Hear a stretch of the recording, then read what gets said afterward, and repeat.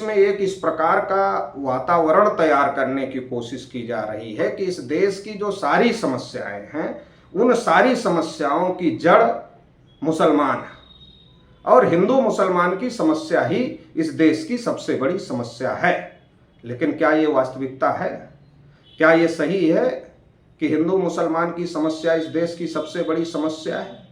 अगर आज हम बात करें कि इस देश में अगर मान सम्मान से जीने का हक चाहिए, बराबरी का हक चाहिए, तो कौन सी व्यवस्था है जिसने किसी को ऊंचा बनाया और बाकी सभी लोगों को नीचा बनाया? वो कौन सी व्यवस्था है और वो व्यवस्था कब से चली आ रही है? क्या वो व्यवस्था मुगलों के आने से शुरू हुई या अंग्रेजों के आने से शुरू हुई या अंग्रेजों और मुगलों से पहले शुरू है? जब हम इसकी छानबीन करते हैं, इसकी जानकारी करते हैं और हम अपने आंख का पर्दा जो कि तमाम ओबीसी एससी एसटी के ऊपर जो चश्मा लगा दिया गया है उनकी आंख पर कि हिंदू मुसलमान हिंदू मुसलमान हिंदू मुसलमान ही इस देश की समस्या है, जब हम वो चश्मा हटाते हैं और अपनी वास्तविक समस्याओं के बारे में जानकारी निकालते हैं तो हमें क्या दिखाई देता है? हमें दिखाई देता है कि इस देश में करोड़ों लोगों को हजारों साल से अछूत घोषित किया गया है। कुत्ता थाली छू सकता है, कुत्ता थाली छू ले तो पवित्र है। अगर शेड्यूल कास्ट का आदमी थाली छू ले तो थाली अपवित्र है। कुत्ता थाली जीभ से चाट ले तो पवित्र है। जानवरों से बदतर जिंदगी जीने के लिए इस देश में करोड़ों लोगों को मजबूर किया गया। इस देश में करोड़ों लोगों को ओबीसी एससी एसटी के लोगों को पढ़ने लिखने के अधिकार से, धन संपत्ति रखने के अधिकार से, बोलने सुनने के अधिकार से और तमाम अधिकारों से वंचित रखने का काम हजारों साल से किया गया है। और यह काम ना तो अंग्रेजों ने किया है और ना ही मुगलों ने किया है। लेकिन आज जिस प्रकार का वातावरण तैयार करने की कोशिश की जा रही है और एक प्रकार का माहौल बनाने की कोशिश की जा रही है कि नहीं नहीं सारी समस्या मुसलमानों की वजह से है, ये बात समझना बहुत ज़्यादा जरूरी है। क्योंकि आज भी अगर हम लोग शिकार हो रहे हैं तो इसी व्यवस्था का हो रहे हैं। चाहे बड़े से बड़े पद पर हमारे लोग पहुंच जाएं, चाहे रामनाथ कोविंद जी हों, चाहे द्रौपदी मुर्मू जी हों या तमाम ऐसे लोग हों जिनके बारे में खबरें आई कि उनको मंदिर में नहीं जाने दिया गया, मंदिर में जाने से रोक दिया गया, सीढ़ियों से वापस कर दिया गया, गर्भगृह में नहीं जाने दिया गया, तो ऐसी खबरें आती रहती हैं। और जिन लोगों ने, चूंकि भारतीय संविधान ये कह रहा है कि अब संविधान के अनुसार कोई ऊंचा नहीं है, कोई नीचा नहीं है, कोई छोटा नहीं है, कोई बड़ा नहीं है, सभी एक समान है। तो जो लोग ये चाह रहे हैं कि इस धर्म में रहकर हम बराबरी करें, ब्राह्मण कथा सुनाता हम भी कथा सुनाने का काम करें, ब्राह्मण पुरोहित का काम करता हम भी पुरोहित का काम करें, तो उसके खिलाफ में मारपीट हो रही है, उसके ऊपर मूत्र छिड़के जा रहे हैं। तो ब्राह्मण खुद ही कह रहे हैं कि ये तुम्हारा धर्म नहीं है और तुम ये काम नहीं कर सकते। अगर तुम रहना चाहते हो ब्राह्मण धर्म में तो तुम्हारा स्थान जो है उसी पर रहना होगा, शूद्र और अछूत के स्थान पर ही तुमको रहना होगा, तुम बराबरी नहीं कर सकते। और इसलिए इटावा का कांड हुआ। और इटावा का कांड ही अकेला कांड नहीं है।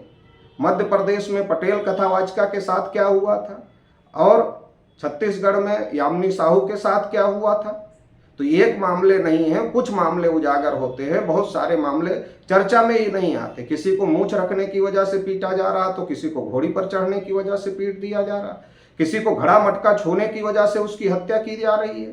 तो सवाल बड़ा है कि आज हम जिस व्यवस्था से पीड़ित हैं, क्या वो मुसलमानों की व्यवस्था से पीड़ित हैं या अंग्रेजों की व्यवस्था से पीड़ित है? तो तब भी हम अंग्रेजों और मुगलों की व्यवस्था से नहीं पीड़ित थे और आज भी हम उससे पीड़ित नहीं हैं। आज भी अगर हम पीड़ित हैं तो ब्राह्मणवादी जो व्यवस्था है उस व्यवस्था की वजह से हम पीड़ित हैं। और अगर हम ब्राह्मणवादी व्यवस्था की वजह से पीड़ित हैं तो ब्राह्मणवादी व्यवस्था को समाप्त करने का और समता, स्वतंत्रता, बंधुता, न्याय की व्यवस्था को लाने के बारे में हमको सोचना पड़ेगा, ना कि मुसलमानों से लड़ने के बारे में सोचना पड़ेगा। लेकिन आज हमको यही बात सोचवाई जा रही है कि इस देश में लड़ाई मुसलमानों से, लेकिन अन्याय अत्याचार करने वाले कोई और हैं।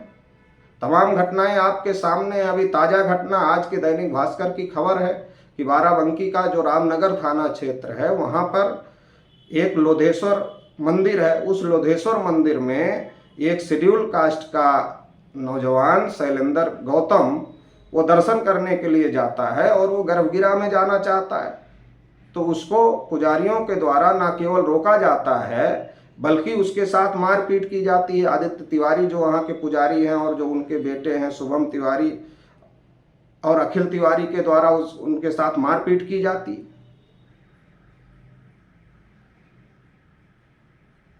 और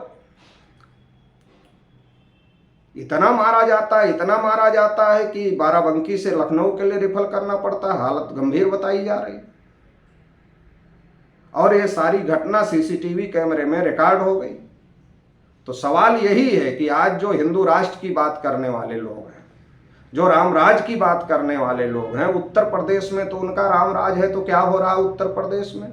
बाराबंकी की घटना आपके सामने है, कौशाम्बी की घटना आपके सामने है, चित्रकूट की घटना आपके सामने है, वाराणसी की घटना आपके सामने है, बदायूं की घटना आपके सामने है, इटावा की घटना आपके सामने है। ऐसी बहुत सारी घटनाएं पिछले दिनों में जब से ये सरकार बनी है, लगातार अन्याय और अत्याचार ओबीसी SC ST के ऊपर बढ़े हैं। तो ये बड़ा सवाल ये है कि कौन से हिंदू राष्ट्र की बात हो रही है और कौन से रामराज की बात हो रही है? क्या उस रामराज की बात हो रही जिसमें तपस्या कर रहे शंभूक की हत्या कर दी गई थी? क्या उस हिंदू राष्ट्र की बात हो रही है जिसमें ब्राह्मणों का वर्चस्व होगा और बाकी लोगों को शूद्र और अछूत की हैसियत से रखा जाएगा? तो समझने की जरूरत है कि ब्राह्मण धर्म में ब्राह्मण श्रेष्ठ है, क्षत्रिय उसके नीचे है, वैश्य उसके नीचे है, शूद्र उसके नीचे है, अछूत उसके नीचे है और आदिवासियों को जंगलों में रहने के लिए मजबूर किया गया है। तो ये जो, और महिलाओं को, चाहे वो ब्राह्मणों की महिलाएं हों, चाहे शूद्रों और अछूतों के घरों की महिलाएं हों, सभी महिलाओं को गुलाम बनाने की व्यवस्था है। तो ये जो सिस्टम है ब्राह्मण धर्म का, अगर इसके आधार पर जिसको ब्राह्मण हिंदू धर्म कह रहे हैं, वो हिंदू धर्म नहीं है, वो ब्राह्मण धर्म है। क्योंकि अगर ये हिंदू धर्म होता तो सबको बराबरी का अधिकार मिलता, मगर ये ब्राह्मण धर्म है इसलिए ब्राह्मण सर्वोच्च है। और ब्राह्मण हिंदू इसलिए कहते हैं ताकि SC ST OBC का चुनाव में उनको हिंदू के नाम पर समर्थन मिल सके। और वो हिंदू राष्ट्र की बात क्यों कर रहे हैं? क्योंकि वो जानते हैं कि संविधान से शेड्यूल कास्ट को बराबरी का हक मिला, शेड्यूल ट्राइब को बराबरी का हक मिला, OBC को बराबरी का हक मिला, क्षत्रिय वैश्य को बराबरी का हक मिला। मतलब सब बराबर हो गए संविधान के हिसाब से। अब कोई भगवान का भेजा हुआ दूत नहीं है और कोई भगवान के द्वारा सर्वश्रेष्ठ पैदा नहीं किया गया है। देश का हर नागरिक संविधान की दृष्टि से बराबर है। और जब ये बराबरी की बात हो गई तो ये बात इनको हजम नहीं हो रही है, इसको बदलना चाहते हैं। और फिर ब्राह्मण ही श्रेष्ठ है और भगवान का के द्वारा स्पेशल पैदा किया गया है, ये अगर कानून लाना है, ये अगर इस प्रकार का राज लाना है तो इसके लिए तो संविधान उनके लिए खतरनाक है।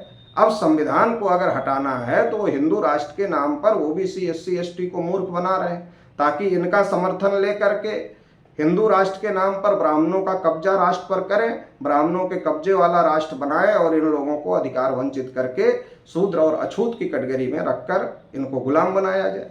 तो ये बड़ी साजिश है, इस साजिश को समझने की जरूरत है। जो इस प्रकार की घटनाएं हो रही हैं, ये घटनाएं इस बात का सबूत है कि हमारा धर्म और ब्राह्मणों का धर्म एक नहीं है। बाबा साहब डॉक्टर अंबेडकर इस बात को जानते थे और इसलिए बाबा साहब डॉक्टर अंबेडकर ने कालाराम मंदिर सत्याग्रह किया, अपने लोगों को समझाने के लिए, अपने लोगों को बताने के लिए कि देखो ये तुम्हारे साथ में क्या हो रहा है, ये तुमको अपना नहीं मानते, ये धर्म तुम्हारा नहीं है, ये ब्राह्मण धर्म है। और यही बात उन्होंने कालाराम मंदिर सत्याग्रह किया और उन्होंने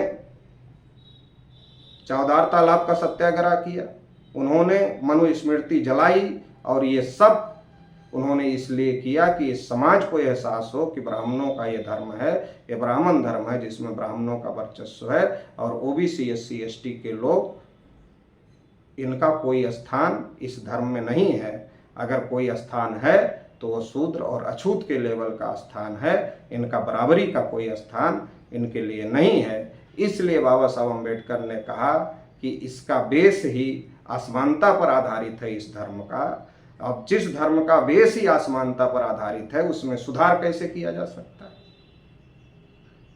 जो वर्ण व्यवस्था में कहता है कि कोई मुंह से पैदा हुआ इसलिए बड़ा है, कोई भुजाओं से पैदा हुआ उससे छोटा है, और कोई पेट से पैदा हुआ उससे नीचा है, कोई जांघ से पैदा हुआ उससे नीचे है, और कोई पैर से पैदा हुआ वो सबसे नीचे है, जो इस प्रकार की बात करता है, तो इस प्रकार की बात करने वाले धर्म को, जिसके बेस में ही असमानता है, छुआछूत है, उसको सुधारा कैसे जा सकता है? इसलिए बाबा साहब डॉक्टर अंबेडकर ने कहा कि इसको सुधारा नहीं जा सकता है, इसको नकारा जा सकता है। तो ये बात तमाम SC ST OBC के लोगों को समझने की जरूरत है। नहीं तो जिस प्रकार से कुटाई पिटाई हो रही है, अगर आप धर्म के नाम पर ब्राह्मण धर्म को मजबूत करोगे, मतलब